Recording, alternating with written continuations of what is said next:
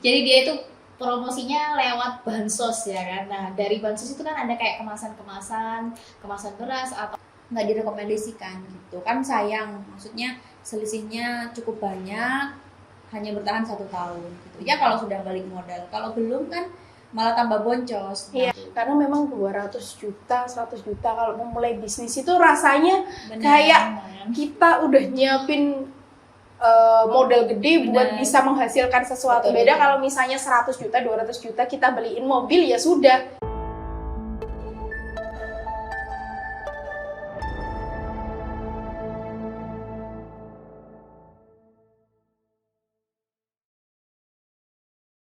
Zainers, balik lagi bareng kami di segmen Podis, Podcast Inside Business.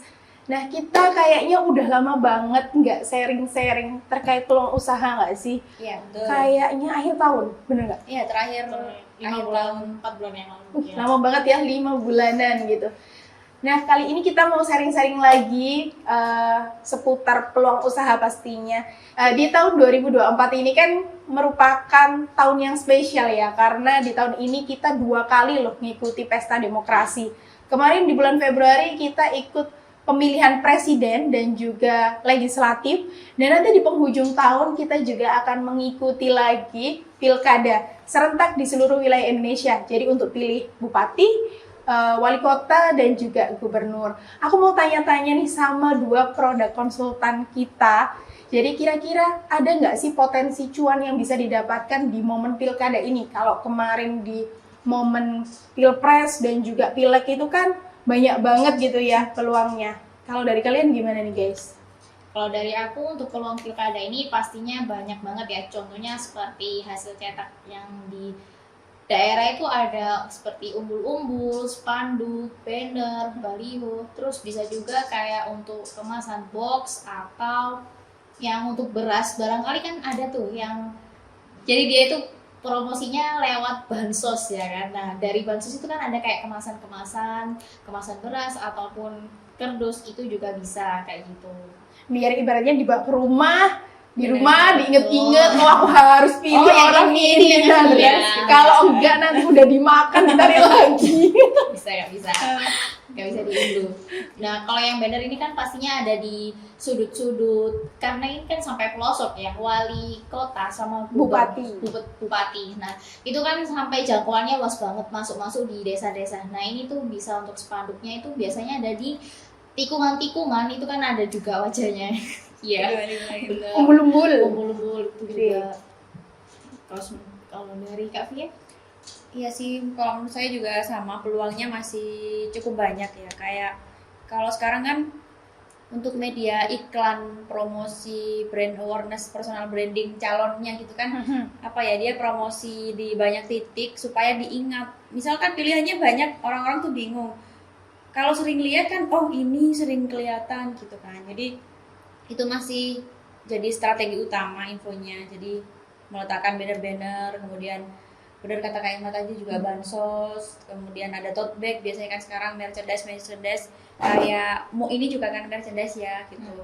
Kemudian ada juga yang kaos partai itu biasanya, betul, kaos partai, terus stiker branding, jadi mobil calon pilkadanya atau tim suksesnya itu biasanya di branding gitu, dikasih stiker wajah atau stiker partainya gitu. Berarti banyak banget ya. Banyak. Tadi ada bisnis digital printing. Tadi ada banner, baliho, kemudian ada umbul-umbul, terus ada kardus bansos, kemudian ada tote bag ya kan, terus mug ya tadi ada mug, terus ada kaos, banyak banget ya. Jadi harusnya ini bisa banget buat kita nambah cuan. Nah tapi kita ini kan nggak semuanya memang backgroundnya digital printing ya, yang tinggal expand mesin aja, apa yang kurang kita tambah. Tapi kan ada orang yang aku punya budget nih, aku juga ingin mengambil untung di sini gitu. Nah kalau misalnya pemula, apakah Zaintech ini bisa ngebantu kita nih para masyarakat yang mau memulai bisnis, yang nggak ngerti harus mulainya dari mana, takut salah beli mesin, takut salah pilih vendor. Nah kalian ada paket nggak sih yang memudahkan gitu loh? Karena mengingat ini tinggal 3 bulan aja paling sudah mulai kampanye gitu. Ada. Kalau dari contoh yang setelah saya sebutkan tadi, banner, baliho, spanduk itu ada paket usaha mesin outdoor. Nah, kenapa mesin outdoor? Ini untuk cetak spanduk ya, karena hasil cetaknya ini diletakkan di luar ruangan. Jadi bukan mesinnya yang ditaruh di luar ruangan gitu. Untuk ngeprintnya ya tetap di dalam. Biasanya banyak sih yang belum tahu soal ini. Nah, untuk paket mesin outdoor ini kita ada menyediakan mulai dari mesin sama mesin-mesin pelengkapnya seperti grounding, stabilizer, UPS, sealer, sama mata ayam. Nah, itu bisa siap pakai. Contohnya customer aku kemarin itu dari Kalimantan, dia punya budget dan itu mau invest di mesin outdoor karena dia melihat peluang yang ada di pilkada ini. Gitu. Kebetulan dia ada di Kalimantan Tengah. Nah, untuk pasarnya itu lumayan sih. Gitu. Oke. Jadi kalau misalnya satu mesin aja ya, mesin outdoor bisa cetak banner, baliho, umbul-umbul dan lainnya gitu ya. Tinggal bahan-bahannya aja yang menyesuaikan berarti ya. Kalau tadi Mas sudah menjelaskan yang mesin cetak banner yang outdoor gitu ya kan, yang skala besar areanya 3,2.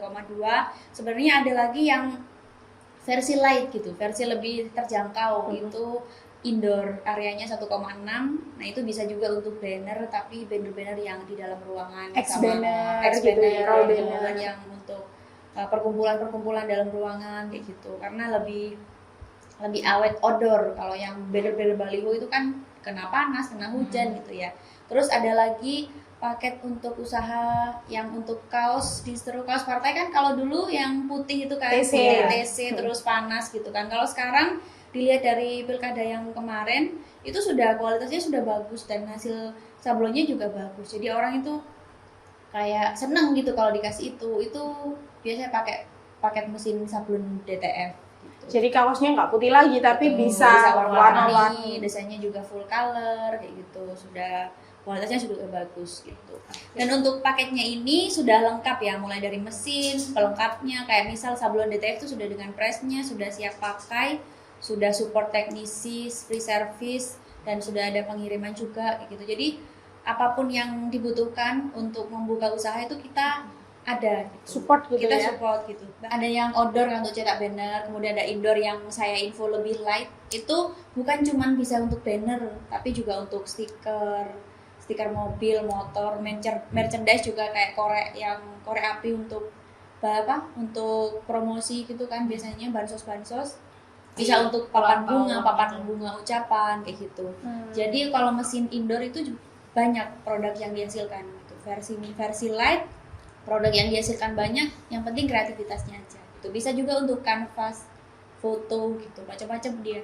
Oh iya, jadi sekarang itu kan banyak juga kan foto yang kayak di bahan stiker kemudian ditempel di MDF yang biasanya buat ini loh, prewed atau foto nikahan gitu.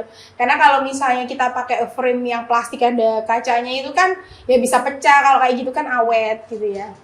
Jadi banyak ya sebenarnya, itu bisa kita explore kalau misalnya pilkada itu udah usai gitu. Betul.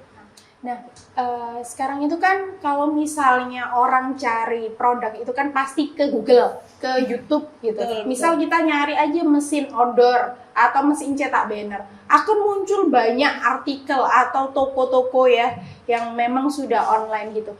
Nah, apa sih yang bisa jadi pembeda gitu loh, atau ada nggak ya tips buat kita sebagai pemula dari kalian berdua produk konsultan itu biar kita nggak salah pilih vendor, nggak salah pilih mesin? Karena kalau ngomongin harga udah pasti semua orang akan cari yang murah. Kalau ada yang murah kenapa harus mahal? Tapi kan kita nggak ngerti ya yang murah itu apakah sudah sesuai dengan kebutuhan kita gitu. Kalau dari Ima gimana? Kalau dari aku ini dari segi mesinnya dulu, dari segi teknisnya. Karena kita kan sama-sama pemula, itu biasanya orang nyari di kecepatannya. Nah, kalau kecepatan itu apa sih yang dilihat? Yang dilihat itu servo motornya. Biasanya untuk servo motor ini ada LED sign atau Panasonic. Nah, ini untuk menggerakkan print headnya ya. Semakin tinggi tingkatannya itu juga semakin tinggi kecepatannya. Nah, itu menyesuaikan budget kalian gitu sih. Nah, untuk yang kedua, kualitas dari hasil cetak.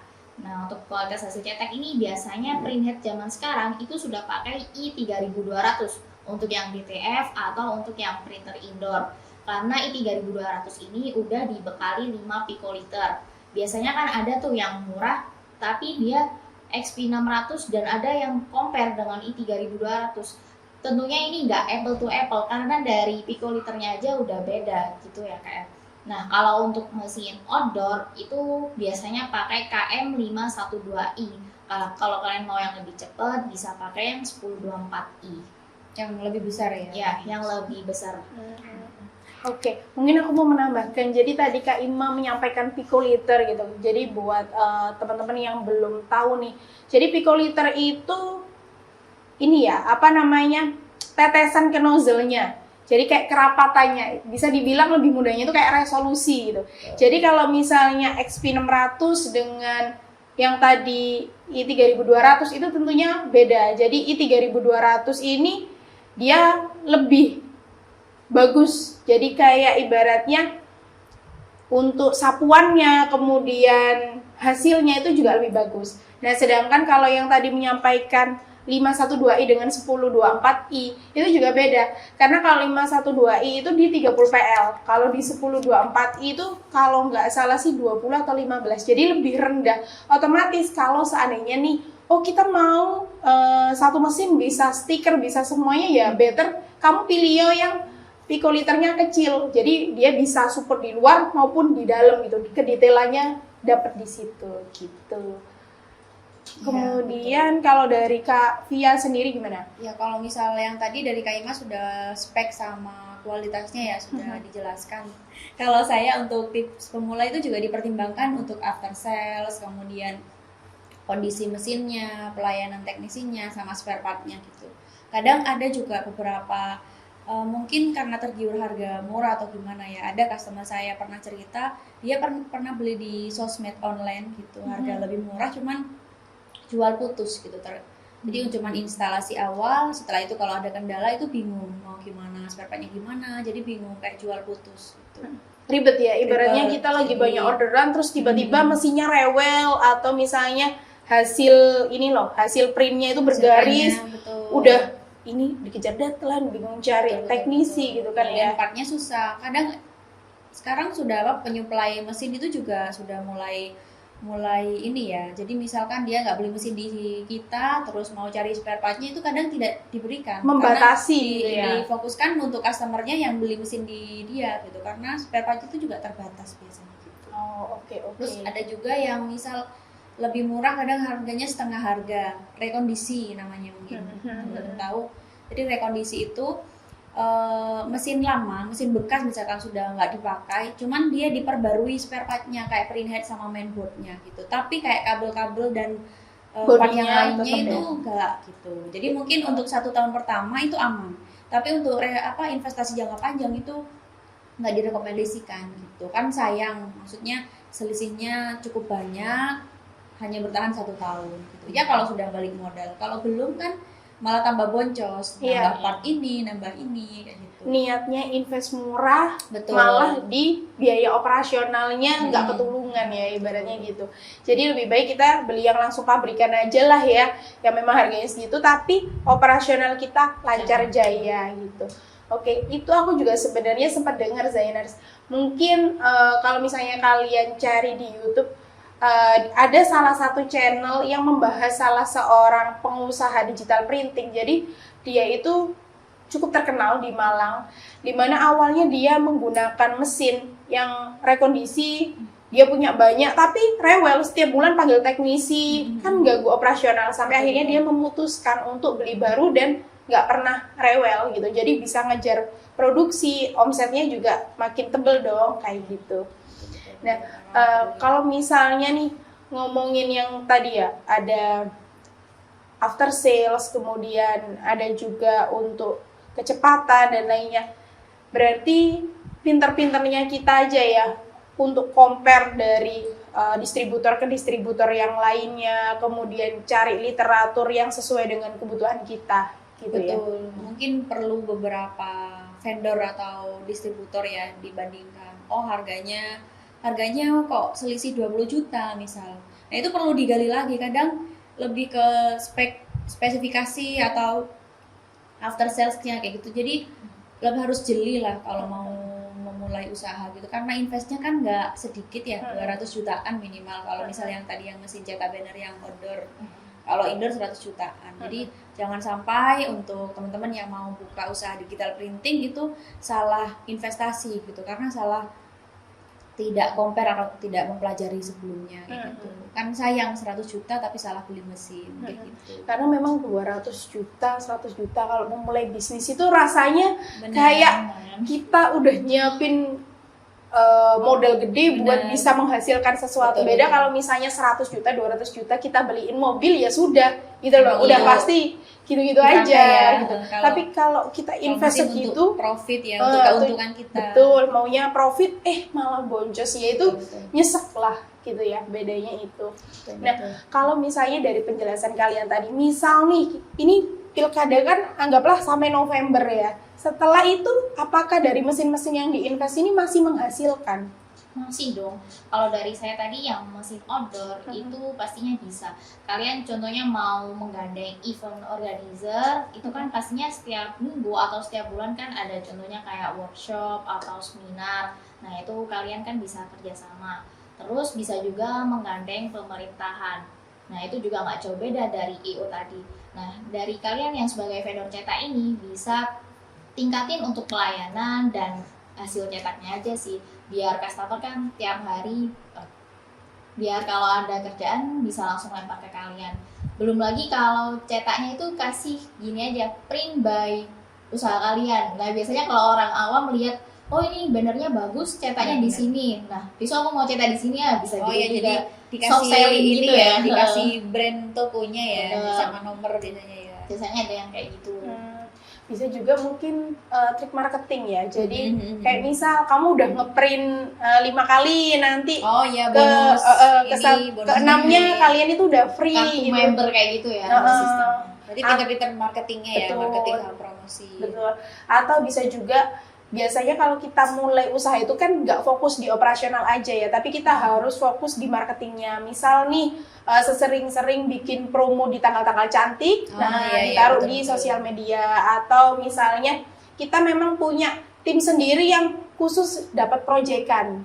Jadi Betul. misal nih kadang pembangunan, jangan salah, pembangunan kayak kontraktor-kontraktor itu di tempat dia bangun itu butuh banner, baliho kayak gitu kan. Kadang tulisannya K3 atau apa-apa kayak gitu kan. Itu Betul. sih. Jadi bisnis digital printing itu memang istilahnya kalau sekarang nggak ada matinya gitu, karena banyak kayak promo-promo. Yang masih Ya, memakai karena hasil cetak promo-promo tadi. itu Iya. tetap masih lebih murah menggunakan yang dicetak tadi ya, Iya. dibandingkan kita harus Yang invest online. online di televisi atau misalnya menggunakan videotron kayak gitu kan. Betul. Jadi masih sangat Dibutuhkan ya. dibutuhkan gitu. Apalagi kalau misal yang tadi salah satunya ada yang cetak DTF, sablon DTF gitu kan. Mungkin kalau misalkan investasi fokus ke pilkada kayak gitu, setelah pilkada mau dibuat apa, nah itu bisa untuk clothing line, clothing brand gitu kan, atau bisa juga untuk custom satuan, bisa juga yang lembaran. Kadang kalau pemula itu kan budgetnya sedikit, kalau mesin yang gede pabrikan itu kan 100 jutaan gitu, 100 jutaan. Biasanya pemula awal-awal itu dia invest mesin press, kemudian untuk jasa DTF-nya itu maklon gitu atau per meter. Itu juga banyak, bisa buy online juga di marketplace, itu juga bisa. Jadi pinter-pinter nyari peluang sama marketingnya sih. Jadi support UMKM ya. Jadi dia Betul. punya usaha malah nge-support UMKM lagi Betul, yang baru memulai ibaratnya gitu ya. Jadi kayak Dari- suppliernya. Reseller ya. Daripada ibaratnya kayak si UMKM ini, daripada kamu invest mesin yang lokalan, yang rakitan, yang bentar-bentar rusak, lebih baik ambil dulu pasarnya dengan maklonin. Kalau Iya, udah betul. rame, pingin ningkatin cuan, baru kita invest mesin yang gede gitu ya. Menarik ya. Jadi bisnis cetak digital ini ternyata bisa dibilang bisnis yang evergreen, nggak ada Betul, nggak ada matinya. matinya. Oke.